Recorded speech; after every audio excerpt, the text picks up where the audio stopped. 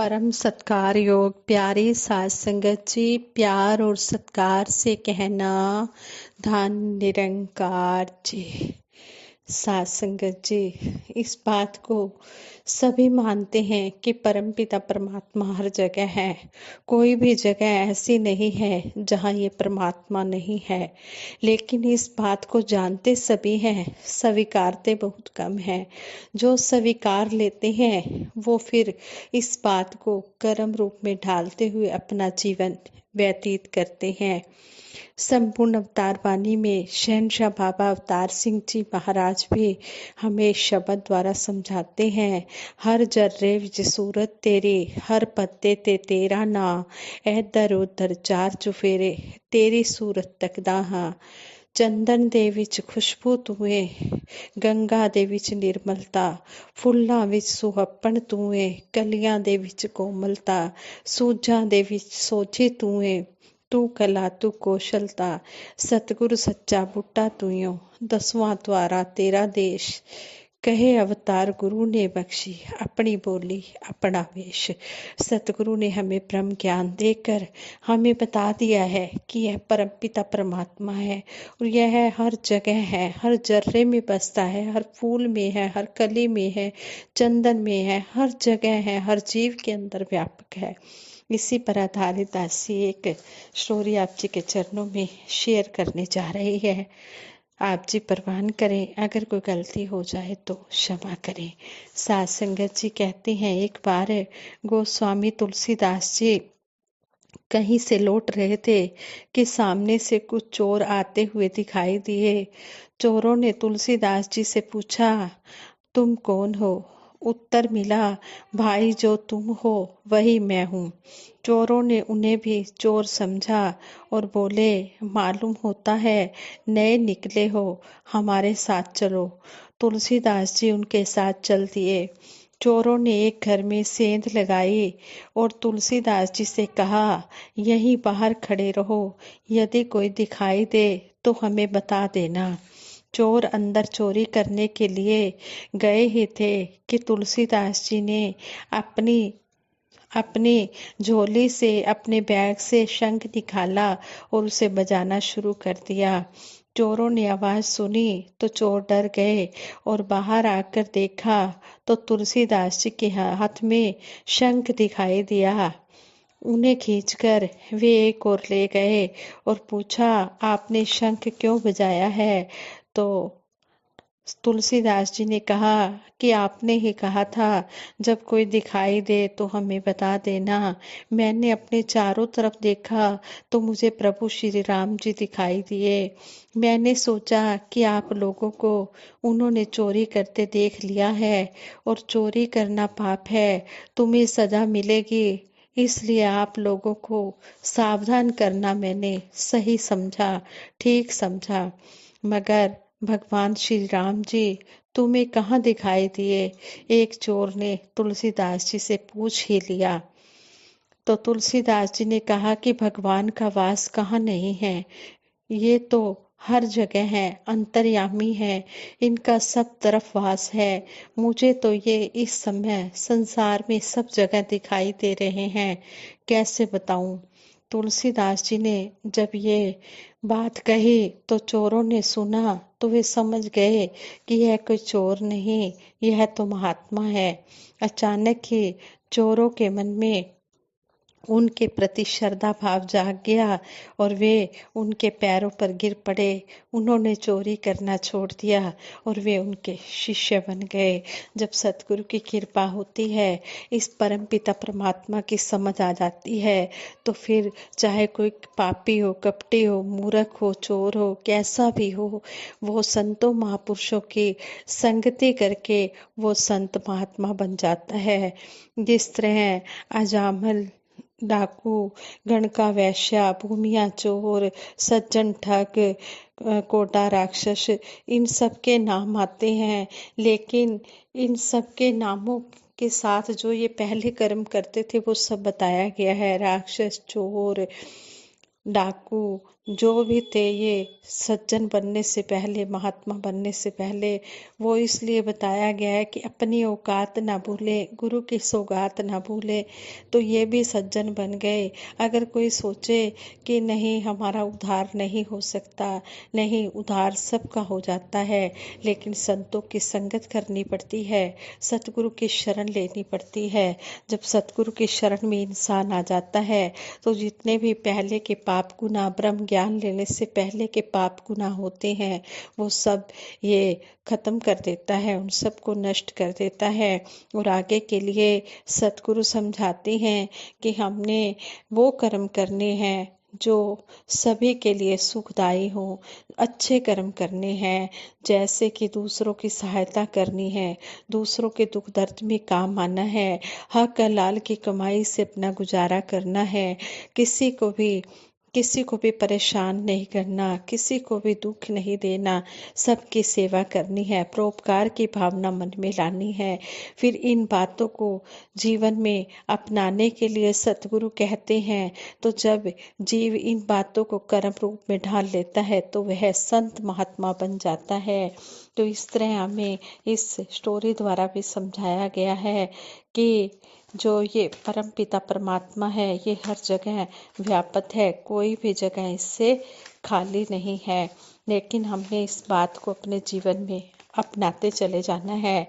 जिस तरह एक बार पूज्य माता सुविंदर हरदेव जी महाराज ने भी हमें अपने विचारों में समझाया कि साध संगत जी, संगत में आपने महापुरुषों से एक वो एग्जाम्पल भी सुना कि एक टीचर बच्चे को पहाड़ा सुनाने को कहता है, टेबल सुनाने को कहता है, तो वो बच्चा पहले तो 2-3 तक तो ठीक बोल देता है टेबल, पर उसके बाद वो ट्यून बोलना शुरू कर देता है। तो टीचर कहता है कि ये क्या ट्यून गा रहे हो तुम? वो बच्चा कहता है मैं पहाड़ा तो भूल गया, मैं टेबल तो भूल गया, मुझे बस ट्यून याद रह गई।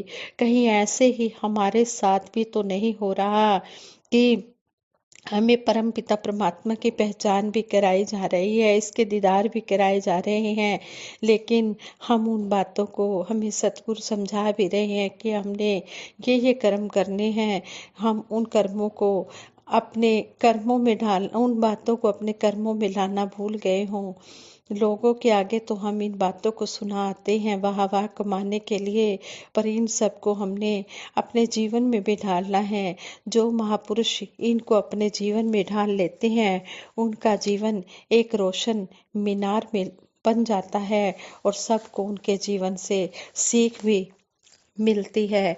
तो इस तरह हमें यहाँ पर भी समझाया गया है कि हम जो भी सुनते हैं उसको कर्म रूप में ढालेंगे तभी हमारी बात बनने वाली है, खाली बातों से बात बनने वाली नहीं है।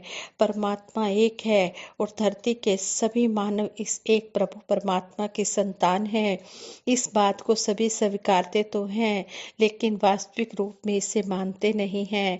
जरूरत है इस एक प्रभु परमात्मा को जाने और जानकर माने, तभी इसे एक स्वीकार करने और एक हो जाने का रास्ता दिखाई देता है। सतगुरु बाबा जी ने भी कहा है, एक को जानो, एक को मानो, एक हो जाओ। यह महावाक्य मानव एकता का आधार है। इंसान परमात्मा को एक कहता तो है, तो और इसे सर्वव्यापक सर्वशक्तिमान भी स्वीकार करता है, लेकिन साथ ही अपनी बुद्धि के आधार पर इसे अलग स्थापित करने में भी लग जाता है। वह ईश्वर, अल्लाह, गॉड, वाहेगुरु को भी अलग अलग मान लेता है। हमारी धरती एक है, इस धरती पर देव दानव मानव सभी निवास करते हैं, या यह कहें कि धरती सबका लालन पालन करती है, सबको भोजन, वस्त्र, वायु, जल देकर जीवन देती है। जहाँ जैसा अनाज पैदा होता है वहाँ का इंसान वैसा ही अनाज प्रयोग करता है।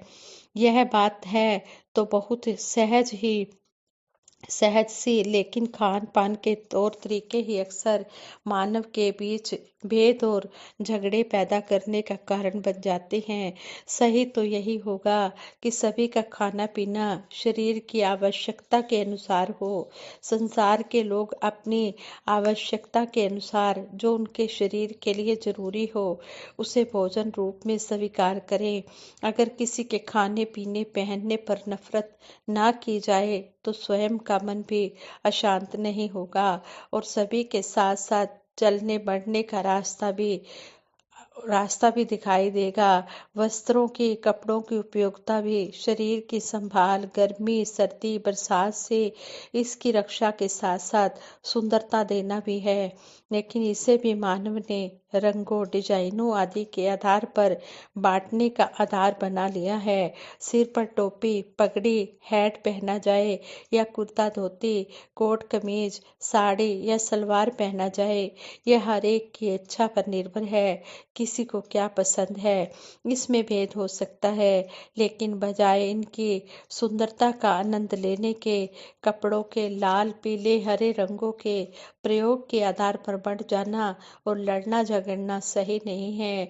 युग प्रवर्तक बाबा गुरबचन सिंह जी महाराज फरमाते थे, मुझे काली पीली या नीली झंडियों से कभी दुख नहीं हुआ, पर जब किसी भी मनुष्य का खून बहता है तो मैं बहुत दुखी होता हूँ। परमात्मा ने दुनिया के इंसानों को सैकड़ों तरह के खूबसूरत बोली भाषाओं का जो गिफ्ट दिया है वह थोड़ी थोड़ी दूर बाद ही बदल जाती हैं। यह बदलाव विभिन्न देशों प्रांतों का प्रतीक बन जाता है, लेकिन बोली भाषा के आधार पर दूरियां बना ली जाएं, अपना पराया समझा जाने लगे तो यह मानव एकता को नुकसान पहुंचाने का कारण बन जाता है। संसार में जितने भी संत महात्मा गुरु पीर पैगंबर आए सभी ने समझाया कि बोली वही अच्छी है जो प्रेम वाली हो, जो पंथर से भरी हो। यही कहा कि हर भाषा हर देश के मानव अपने ही तो सारे हैं। मानव मानव के बीच अपनेपन का भाव ही मानव एकता का आधार है। यह अपनापन ज्ञान रूपी प्रकाश के आने और अज्ञानता रूपी अंधकार के जाने से आता है। गुरुओं पीरों ने इसी मानव एकता की स्थापना के लिए जीवन काल में लंबी लंबी कल्याण यात्राएं की। उनका जीवन जगह जगह जाकर इंसानों में प्यार नम्रता एकता विशालता का भाव लाने में व्यतीत हुआ। लोगों को जोड़ने उन्हें चैनो करार देने के लिए उन्होंने अपने चैन और आराम की परवाह नहीं की। मानव एकता के बारे में युग प्रवर्तक बाबा गुरबचन सिंह जी महाराज ने भी जो भी श्वास मानव एकता के लिए जिए और इसी के लिए अपना सर्वोच्च बलिदान दे दिया। इस मानव एकता को हर हाल में बनाए रखने और मजबूती देने की जरूरत है। जाति धर्म वर्ण संप्रदाय रंग नस्ल वेशभूषा आदि के आधार पर बट जाना बुद्धिमानी नहीं है। इन विविधताओं को परमात्मा के रचना कौशल के रूप में स्वीकार करते हुए इनका आनंद लेना बुद्धिमानी है। अगर हम ऐसा कर पाते हैं तो हम युग प्रवर्तक बाबा गुरबचन सिंह जी महाराज के मानव एकता के महाअभियान को आगे ले जाने में सफल होते हैं। आज सतगुरु माता सुदीक्षा जी महाराज भी इसी मानव एकता के लिए दिन रात यत्न कर रहे हैं ताकि धरती का रूप निखरे और यह धरती स्वर्ग सी सुंदर बन पाए। साथ संगत जी, ये विचार करते हुए दासी से बहुत सी गलतियां हुई होंगी, उन गलतियों के लिए आप जी क्षमा कर देना और आगे के लिए सद्बुद्धि देना सद विचार देना सद मार्ग देना। औखी घड़ी न देखन देई अपना भी रस संभाले हाथ दे राखे श्वास श्वास प्रतिपाले।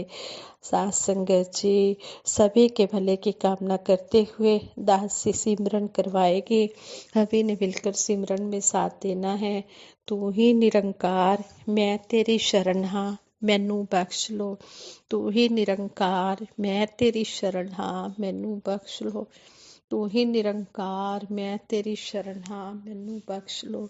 बोलिए सतगुरु माता सुदीक्षा सविंदर हरदेव जी महाराज की जय। निरंकारी राजमाता गुरबचन अवतार की जय।